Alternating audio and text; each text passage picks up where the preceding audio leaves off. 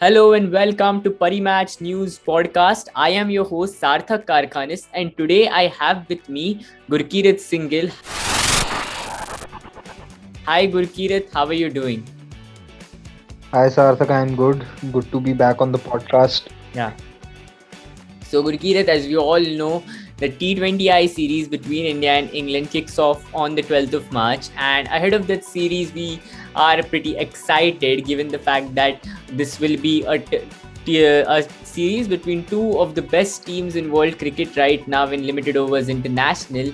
And of course we are coming on the back of a fascinating test series where, other than the aberration in the first test in Chennai, India were pretty much clinical. So ahead of this T20 series, of course, I would ask you, what are your expectations from this series? Try out the new players that they've selected. Ishan Kishan is in the squad. Uh, Surya Kumar Yadav has made it to the squad. Rishabh Pant has made a return. I expect India, to sort of try out a few things. We saw that when India played in Australia, they tried Samson at 4. So they probably realized that the need to have enforcers in the middle order and the batting order, especially, those who can go and hit from ball one. So it would be interesting to see what India do. Also, Bhuvneshwar Kumar is back. So, I'd really like India to play him in all the 5 games and see where he stands in terms of his fitness. How Natarajan fares will also be interesting to see. So there are a few things to look forward to, but I'd be very intrigued to see what is the batting plan that India come up with in this T20I series, especially when they bat first, because England is the sort of team which has a very good batting lineup, and it not only has players who can hit from ball one, it also has a lot of batting depth. Sometimes they've been able to field an 11 in T20s which can bat till number 11. All of them can bat. So yeah, a very good series from that prospect, and hopefully India come out on top. We all hope that India will come out on top at the end of this series. But we touched upon a lot of points and a lot of players, and we will be discussing both the teams in detail, of course. But first of all, we will discuss about the Ahmedabad ground, the first limited overs international on this renovated ground. What we have seen so far in the test matches is that we have been pretty much seen a very spin friendly track as of now. And in the Syed Mushtaq Ali trophy, of course, we saw that the chasing was a bit difficult, but when the dew came into play in some matches, the chasing did become an easier job. But the wicket was spinner friendly for spinners. If we observe that in the final between Tamil Nadu and Baroda as well, spinners played a very important role. Someone like Siddharth picked 4 wickets for Tamil Nadu, and we will expect spinners to play an important role. So with this, and there are of course 11 batting strips on this ground. So on the pitch, what do you expect? Will it be a turning track, or do you expect it to be something like a batting friendly belter of a wicket? So I don't necessarily agree that the track was spin friendly. I thought, as we saw in the fourth test match, that the pitch had something for everyone. You saw when England batted in. The fourth test in the first innings. Johnny Bairstow got in. He was able to bat around 100 balls. Ben Stokes scored a 50. Dan Lawrence scored decently in both the innings. Someone like an Ollie Pope also batted well in the first innings. Then you saw Rohit Sharma and Rishabh Pant play really well. Someone like Akshar Patel was also able to score. I think the third test was an aberration if you see, because a lot had to do with the pink ball. It was not necessarily a spinning track. I still feel that the ball spun a lot more than what it did in Ahmedabad in the 2 test matches. So I don't think it's been necessarily a spinning track, but it's a track where I think fast bowlers will have some purchase, and batsmen who play well on the back foot, especially who have the ability to play late, will enjoy batting on this surface, because the ball really comes on. It might swing a little bit, when you're playing under lights initially or might seem a little bit. So it seems like a good surface where everyone will have something to look forward to. Even spinners might enjoy bowling because of the bounce, and the likes of Akshar Patel, and even Washington Sundar might turn out to be very handy in the T20 series, because they naturally, whenever they bowl in T20s, especially what we have seen from Washington Sundar, he bowls a very defensive line in the power play. He tends to fire it in, so that might this might help him. So I don't think it will necessarily be a spin friendly track. We might see scores of around 160, 170, and see good games. But yes, England's T20 batting lineup will enjoy batting here, because the ball is really not going to grip that much. We will certainly see a lot of things in this T20I series, and let's see how the pitches pan out, whether they are friendly to spinners or whether there are sporting tracks which have a lot of things for varied variety of players. But other than that, I think let's touch upon England. You just talked about England, and before the T20I World Cup in India, it is going to be a great test for England. They will be playing a full strength squad, and there will be Ben Stokes and Jofra Archer, Mark Wood as well, who will be joined by the limited over specialist. So there will be a lot of star power in that England T20I lineup. So how do you look at this lineup, and who do you think are the key players when it comes to England? See, I think they have a very good lineup. Of course, when you talk of T20 cricket, you have to talk of Jofra Archer and Jos Butler. Without a doubt, I think they are the biggest impact players when it comes to the English side. Then, I'm really excited to see how Sam Billings fares, because, I've always rated him. He's never had a lot of chances in the IPL. He's played for Delhi once and played for Chennai once, but in both those seasons didn't get a lot of games. So if he does well in this series, we may never know. He might put a lot of pressure on the Delhi Capitals management to sort of start him ahead of Steve Smith and Shimron Hetmeyer, which I really believe that they should anyway. Apart from that, they have Mark Wood, who's not been picked in the IPL because he took out his name. But if he has a good series this time, the IPL teams and the scouts, not really the scouts, they would be having their eye on him. Apart from this, they have Reece Topley. I think he's going to be playing in India for the very first time. He'd be looking to impress everyone. Then there is Chris Jordan, who's back in the side. There's Liam Livingstone.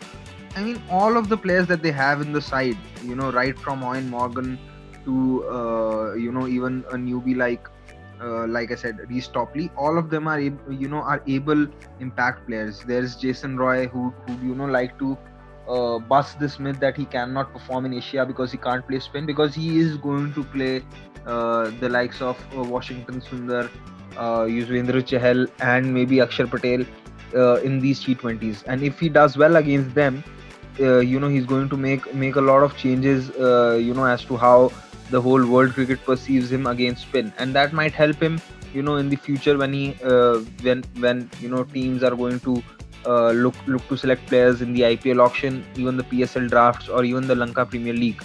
So a lot of things to look forward to for both the sides, and I think it's going to be a cracker of a contest.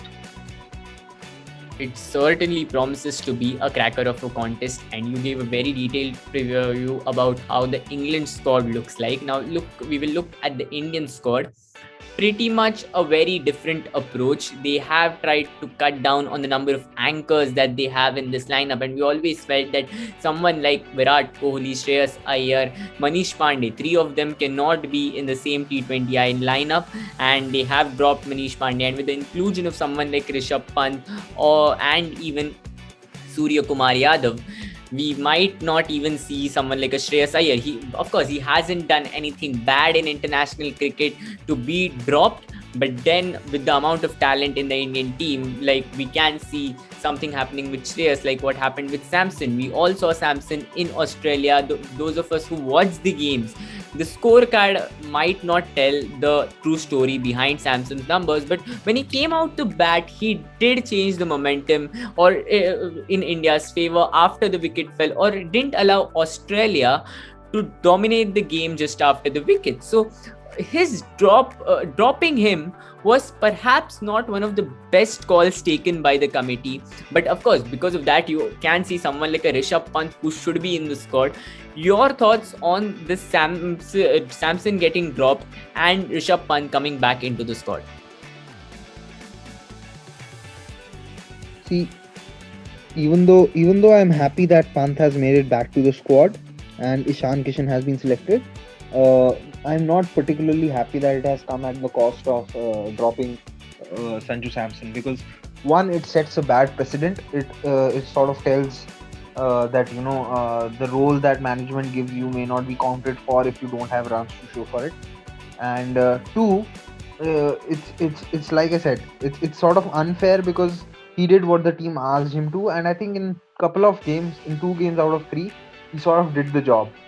So it's just sort of indirectly promoting T20 players, in the side to bat for averages rather than bat for strike rate, which I don't think is going to be a very good plan in the long term. Having said that, coming back to Manish Pandey, he's been dropped, or some say that he's been left out because he's injured. I just feel, even his dropping is unfortunate because he only got 1 game. But I think to start with, he shouldn't have been in the squad, because we have seen in the IPL as well that whenever he's batted below 3, he's struggled and he's not been able to give a lot of returns.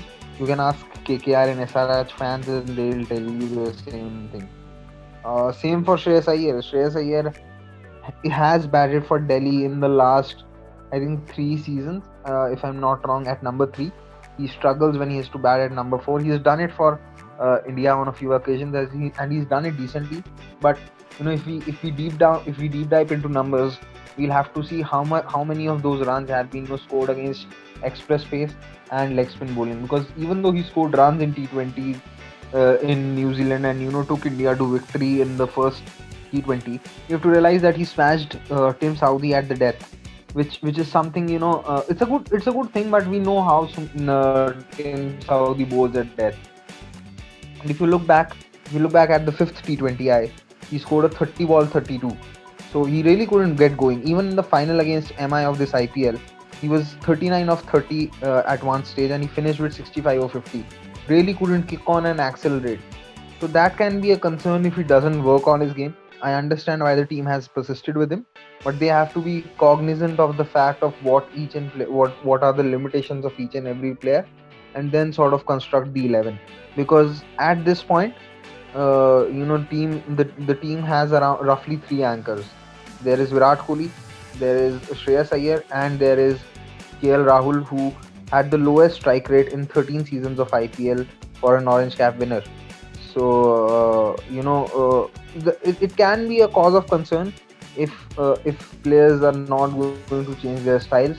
KL Rahul is very well capable, I feel, of being India's Joss Butler, but somehow I feel that he's more content in being India's Babar Azam, and that may not be the best thing for the team. It might help him, but I don't necessarily think it is the best thing for Indian cricket. You did mention a very good analogy when it comes to KL Rahul, and with the range he possesses, and of course we all know what he did in the 2018 IPL. He scored runs at a very good strike rate. Compare that to the past 2 editions, he has been that kind of a player who has played for the responsibility, but with that kind of a batting order that he has in Punjab, it really baffles you to see his approach in most of the games. But in India's T20I squad, of course, you have someone like Rohit Sharma, Virat Kohli, and KL Rahul can obviously play a job of someone who can hit the ball right from the first delivery of the match. But let's see how they go about in the approach You mentioned about Shreyas Iyer as well, and someone who can be a great replacement at 4 for Shreyas Iyer can be Surya Kumar Yadav. Surya Kumar Yadav has been picked after there were calls for his selection, and he has almost smashed the door down. And globally, among 42 batsmen with more than 2K runs since the start of 2018, only 8 have had a better scoring run rate, and he has scored well and at a very good rate in T20s whenever he has played. So, do you expect him to get a chance? Surya, I think he should get a chance. If we are talking about range against spin bowling, I think he's right up there amongst all Indian batsmen. Uh, the thing that stands out for me when it comes to Surya Kumar Yadav is that how he particularly played Yuzvendra Chahal in the game versus RCB. It was the second game which Mumbai won. One was the super over which they lost, but the second game that they won against RCB, Surya Kumar showed his class because if I'm not wrong, he was Chahal was brought in to get a few to put a control on the scoring rate and get a few wickets. He was primarily brought on because Cody rightly thought that with the ball going away from Surya, he might be able to control runs. And the danger. What MI tried to do was they sort of sent in left-handers to attack Chahal, but Chahal was able to get, I think, Ishan Kishan out and one other left-hander. I'm not sure if it was Quinton de Kock or was it Saurav Tiwari. So Chahal is such a good bowler that he was able to take down and dismiss the two left to attack him. But similarly, Surya Kumar Yadav was up to the task and he took around 20 runs of 12 balls that he faced of Yuzvendra Chahal. And one of those, and he hit him for 2 sixes. One of them was a sweep over mid wicket, and the other was a inside out cover drive which went for a six. So that sort of shows how good Surya Kumar Yadav was against right arm wrist spin, and you really don't see that in Indian cricket. You really don't see a lot of right-handed batsmen able to dominate right arm wrist spin as good as Surya Kumar Yadav does. KL Rahul is someone who is very well capable of doing that, but I'm not sure if he has that same intent, because we have seen the likes of Rohit Sharma struggle against the ball spinning away. We have even seen Virat Kohli be tied down against spin bowling. We saw that in this IPL. But Surya Kumar Yadav is one player who really enjoys spin bowling like anything, purely because of the range and shots he has. He does enjoy, and you mentioned about really a great battle between Chahal and Sky in that match, and I do remember that shot because for me that was one of the best shots in the previous edition of the IPL. We talked about the batting. Let's come to the bowling. India has been missing star player Jasprit Bumrah and will be missing him in the T20I series, and so there are players like Deepak Chahar, T Natarajan, and of course Bhuvaneshwar Kumar as well, who will be in this lineup in the squad. So what do you expect, and whom do you expect to take the mantle in their hands? Because the bowling will be crucial against England's batting, where we mentioned earlier that they can have batting till number 11 as well. So who can be that spearhead bowler? And we can include both the pacers as well as the spinners. See, without a doubt, when you talk of spin bowling spearhead, you have to go with Yuzvendra Chahal. I think with in India's history of T20 cricket, he's probably the best spinner that we have had in T20s.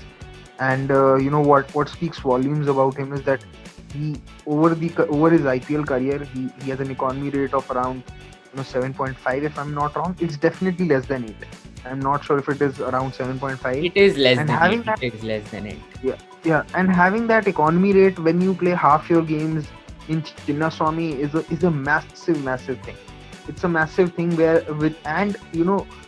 doing that, especially when you play against when you've been part of a weaker bowling attack. Players have when you have a good bowling attack around you, or when you have good support bowling around you, you definitely perform better. We have seen that with with say Trent Bolt. Trent Bolt was not the same bowler when he was in Delhi and had to lead the bowling attack. But once he moved to Mumbai Indians, he had the support of Jasprit Bumrah. He became a different bowler altogether. And with Yuzvendra Chahal, he's been actually the sort of go-to bowler for RCB and Kohli many times in the IPL. And especially when, like I said, when you consider that he's played half his games in Chinnaswamy and still has an economy of less than 8, it speaks volumes about his skill. Yes, So he's definitely the spin bowling spearhead without a doubt. I think he should always be in the team, never be dropped. I know, sometimes he's been dropped for the lack of his batting skills, but I think he sort of makes up with his bowling, far better than what he would do with his batting. Coming to Bhuvneshwar Kumar is back. You'd love to see him. I think someone like a Navdeep Saini can learn a lot from him, because Navdeep Saini has the skills to execute those Yorkers and bowl the hard lengths, which Bhuvneshwar Kumar does brilliantly in the IPL whenever he has to bowl at that depth. He was a little down on pace, in the 2020 IPL in the 4 games he played, but he still has the smarts to bowl in the depth. He knows how to mix it up and what kind of lengths to bowl to which particular batsman. He saw how he bowled to AB de Villiers as well. He knew that someone like an AB de Villiers will be able to sort of play the Yorker well and the bouncer well. So what he kept trying to do to AB de Villiers was to sort of bowl wide outside the off stump to him, and sort of ensure that he's not able to reach the deliveries. So this is something which a Navdeep Saini can really learn from, because he has all the skills. He can bowl consistently at around 140 and sometimes even higher of 140. He's even bowled 150 plus in the IPL. So him bowling around and with Bhuvneshwar Kumar is going to ensure that he learns a lot from him. I think something like that happened with T. Natarajan as well. He must have definitely picked up from brains of Bhuvneshwar Kumar in the SRH nets. I'd be very excited to see how Shardul Thakur goes, because in the last IPL, I thought the one thing that he did brilliantly was to not use his slower ball or the knuckle ball often, because whenever he used to bowl that, he used to go for runs. His pace was up, and with the confidence that he would have gotten after the Australian tour, it would be interesting to see how he goes. So again, like I said, a lot of things to look forward to for both the sides, both individually as well as from a team combination point of view. We certainly have a lot of things to look forward to, and as I mentioned earlier, with the T20I World Cup in India later this year, this is going to be for both the sides a great test to test their skills and their squad against one of the best sides in the world. 2 of the best sides in limited overs cricket clashing at Motera in Ahmedabad. It is certainly going to be a fascinating contest over 5 T20I games. Again, thanks for joining in, Gurkirat. That was certainly a pleasure talking to you, and we will be joining you with the review of the T20 series when we hope that India will be lifting the trophy, but it is not going to be an easy task against this England side, which has a lot of players. Thanks a lot for joining in. And that's it from today's podcast. Do join us for the review podcast of the T20I series. Good night. Thanks a lot.